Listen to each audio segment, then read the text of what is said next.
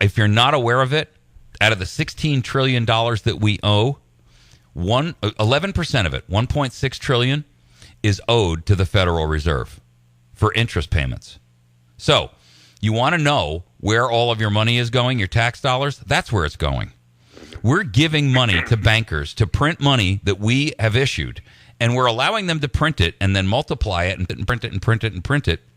We're destroying our own currency, and they have never been audited, ever been audited.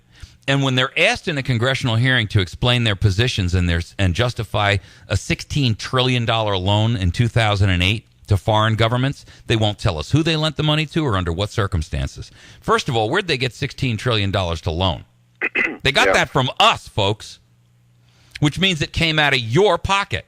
You want to know why the United States of apathy is slipping into a third world country? That's one of the primary reasons.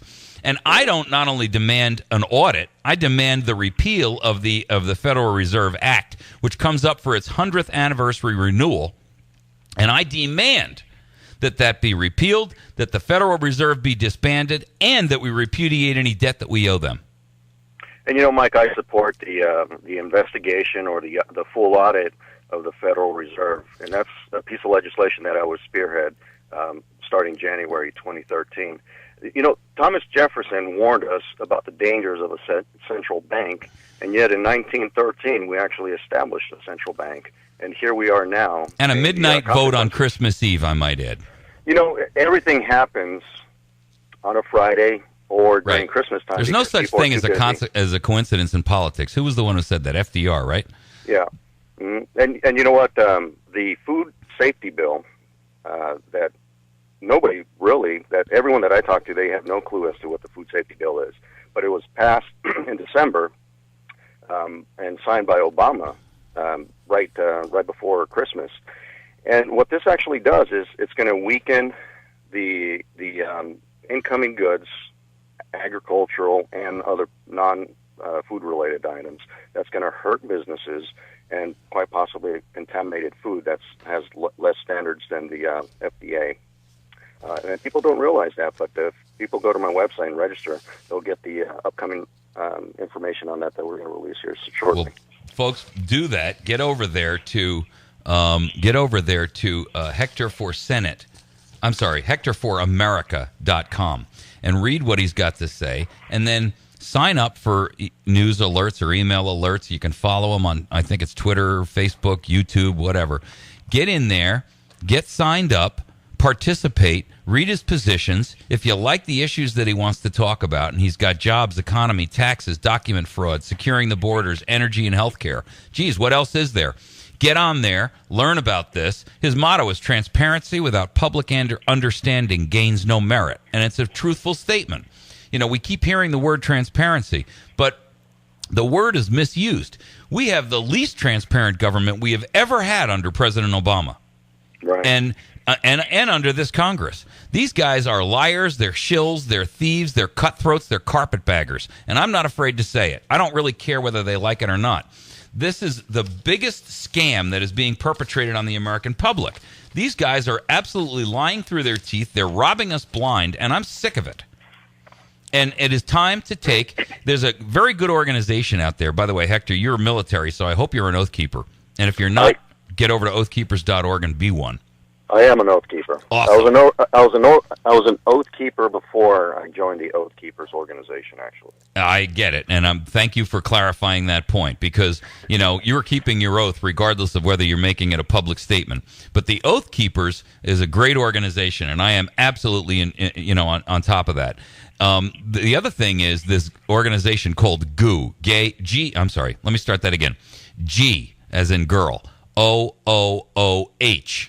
Right? So, that's Get Out of Our House. Right. Yeah. That is a great organization. Their goal is to take everybody in the House of Representatives and give them the boot. Yeah. And one of the people that is locally running here in the 8th District is not Claire Mccaskill, it's Joanne Emerson. She voted for this NDAA thing, and then she voted against repealing it in that Smith-Amish amendment. And I'm here to tell you, she actually had the unmitigated gall to say that one of the guys that she's running against, who's running, who's now running as a conservative against her, was supporting Al Qaeda because he supported the Smith Amish Amendment. I mean, this is not about terrorism, folks. The NDAA is about subjugating you.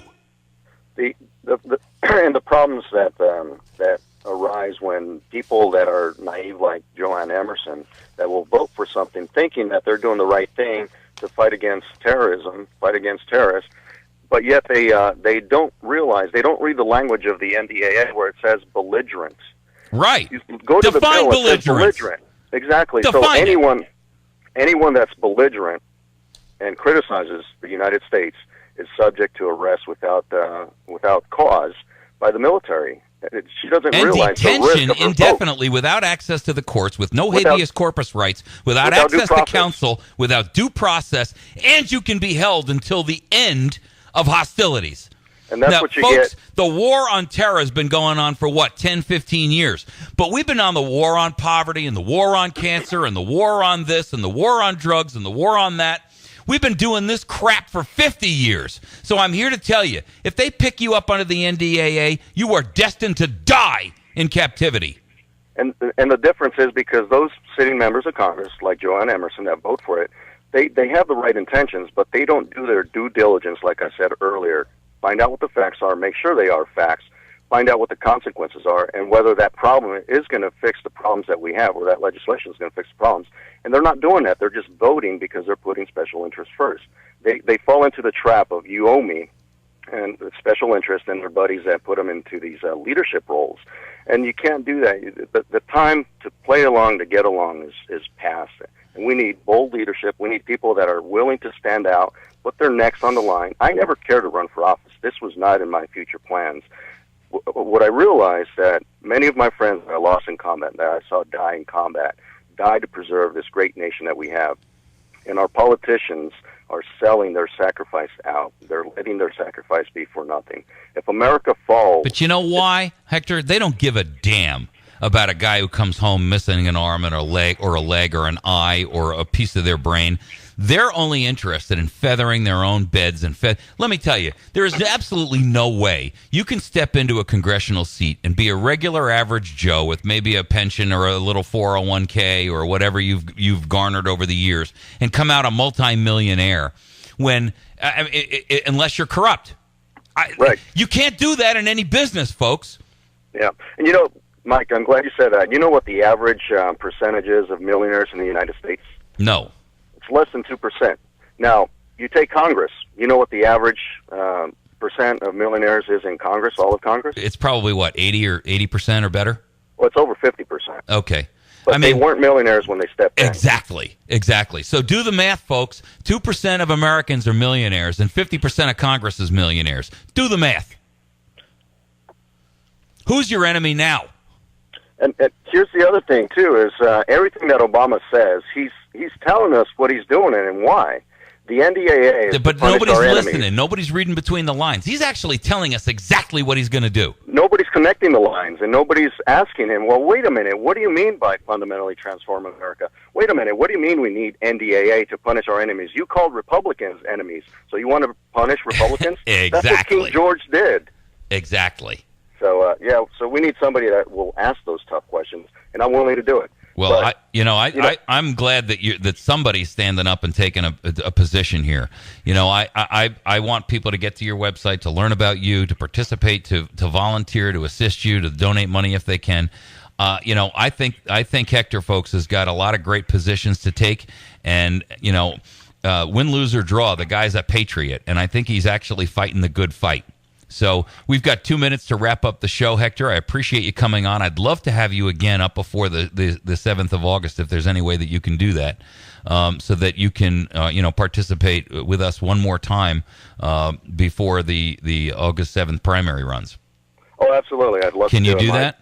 Yeah, definitely. Yes. Okay, great. Well, as I've talked to you about before, we recorded this, so I'll send you a copy of that. But, I really, really, really want to encourage you to continue the fight that you're doing, because we need citizen legislators, and that's exactly what you are. You're a guy who's coming from nowhere, who's not run in political office before with real world experience, both in combat and in business. And that's what we need in our political environment. We don't need a bunch of liars, thieves, cutthroats, and carpetbaggers. And that's exactly what our existing Congress is.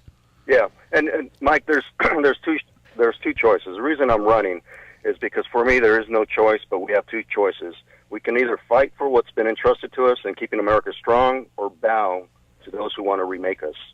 For me, there is no choice. I was willing to die for this great nation. By the grace of God, I was spared. So I'm here to fight for my friends that did die in combat to preserve this great nation. Well, thank you for your service. I appreciate it, and I'm here to tell you that I'm thankful